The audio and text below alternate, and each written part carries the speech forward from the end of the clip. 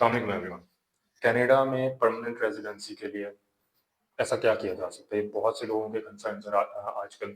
जो लोग बाहर जाना चाहते हैं और कनाडा में सेटल डाउन होना चाहते हैं। सो गाइस देखें, अगर आप लोग इस वक़्त कनाडा में परमानेंट रेज़िडेंसी देख रहे हैं या आप लोग आउटसाइड कनाडा रहते हुए इमिग्रेशन अप्लाई करना चाहते हैं, सो उसमें आपके पास जो सबसे एक सूटेबल पाथवे है वो यही है कि under temporary foreign worker programme आप लोग वर्क परमिट लें, कनाडा जाएँ, वहाँ जाके एटलीस्ट 1 साल आप लोग काम करें और फिर पीआर अप्लाई करें। बिकॉज़ पीएनपीज़ के थ्रू ही आउटसाइडर्स को इस टाइम इमिग्रेशन मिल सकती है जब से एलएमआईए के पॉइंट्स खत्म हुए हैं फेडरल एक्सप्रेस एंट्री के अंदर। सो आप लोगों को जो मेन चीज़ है वो यही है कि आप लोगों के पास एक वर्क एक्सपीरियंस इनसाइड कनाडा होना चाहिए और उसके लिए आप लोगों को वर्क परमिट लेना पड़ेगा जो कि definitely employer specific one work permit होगा और उसके ऊपर आप जाएँगे कनाडा, वहाँ जाके आप लोग काम करेंगे, वहाँ का एक्सपीरियंस को गेन करेंगे एंड देन आप लोग थ्रू पीएनपी पीआर के लिए अप्लाई कर सकते हैं। इनसाइड कनाडा कुछ ऐसे प्रोग्राम्स भी हैं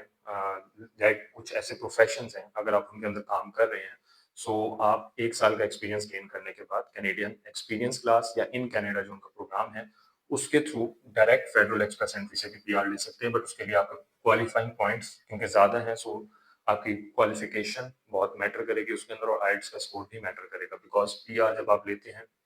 inside Canada, outside Canada,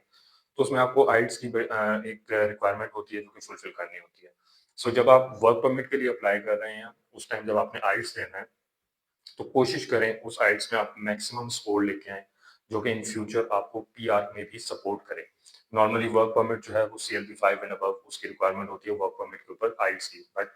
that is only for those people जिनका सिर्फ मकसद वहाँ पे वर्क परमिट लेके काम करना है। अगर आप लोग समझते हैं कि विदिन कपल ऑफ इयर्स आपको पीआर अप्लाई करना है, then you should definitely get a score जो कि सीएलबी 7 एंड अबव हो, क्योंकि मोस्टली प्रोविंसेस में सीएलबी 7 एंड अबव रिक्वायरमेंट होती है आइल्स की, जिस पे आपको पीआर की एलिजिबिलिटी मिलती है। फिर आपके फाइनेंशियल अगेन बहुत इंपॉर्टेंट, सो वर्क परमिट पे भी फाइनेंशियल स्टेबिलिटी की रिक्वायरमेंट होती है, इसको आप लोगों ने मेक श्योर करना है बिकॉज कैनेडियन गवर्नमेंट ये देखती है कि आप जब वर्क परमिट पे भी आ रहे हैं तो क्या आपके इतने फाइनेंशियल्स हैं कि आप अपनी और अपनी फैमिली को सपोर्ट कर सकते हैं इनसाइड और आउटसाइड कनाडा। और same like temporary residence visa, उसके ऊपर भी आपको अपनी फाइनेंशियल स्टेबिलिटी दिखानी होती है।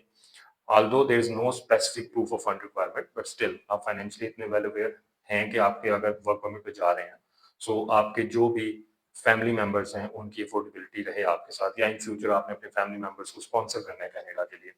सो वो भी इस पे काउंट होता है। और फिर आप अगर just on a work permit जा रहे हैं तो एक और चीज जो डिसीजन मेकिंग में वीजा ऑफिसर देखता है, आपकी क्लियर इंटेंशंस कि वर्क परमिट लेने के बाद जब आपका टेन्योर पूरा होगा क्या आप उसको एक्सटेंड करेंगे वहाँ पे या वापस आएंगे। सो ये सारे फैक्टर्स जिस तरह एक फाइनेंशियल स्टेबिलिटी, फैमिली टाइज और